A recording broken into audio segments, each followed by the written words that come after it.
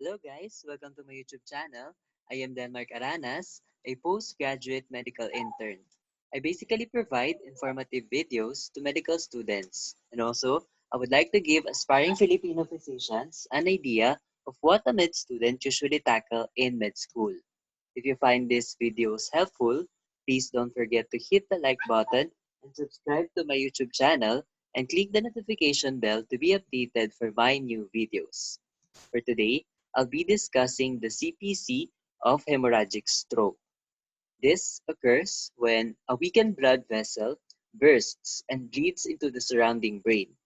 And then the pressure from the leaked brain blood damages the brain cells and result into the loss of function in that area.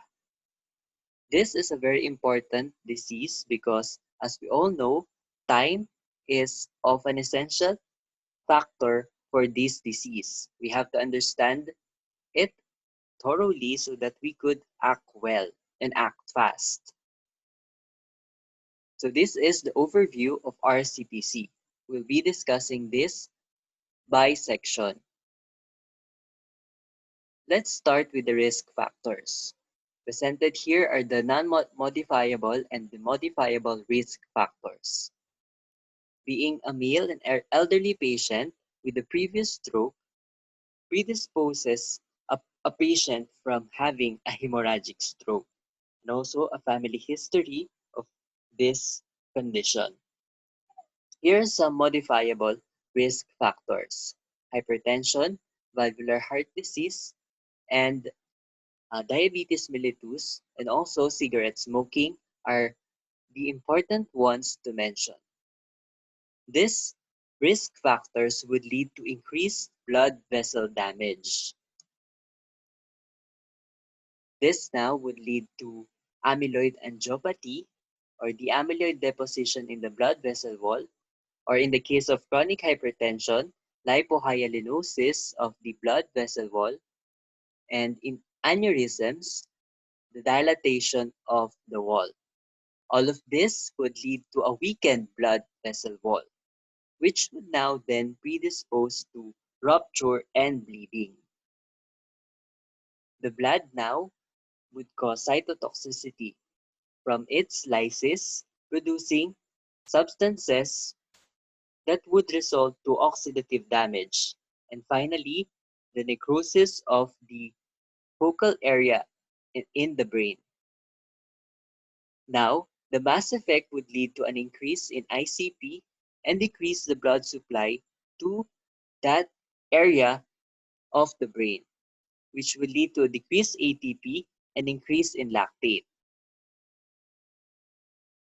The necrosis of the brain would lead to the neurological symptoms: focal motor weakness, aphasia, vision loss, sensory loss, imbalance, and incoordination.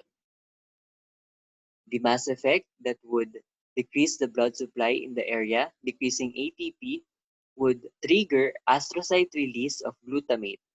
And then finally, excitotoxicity, which would further increase the oxidative damage, aggravating the necrosis of the area in the brain. Also, there would be an increase in lactate, and which would lead to astrocyte death. And this would be cleared by the microglia and would trigger inflammatory response, which would further increase the intracranial pressure, which would lead to pulpy edema, headache, decreased level of consciousness, nausea, and vomiting. This now is the reference of our discussion, the Calgary Guide to Understanding Disease. I would like to end this presentation with a message. All that would really matter are the moments we spent on helping others and making this world a better place. Thank you for listening and have a good day.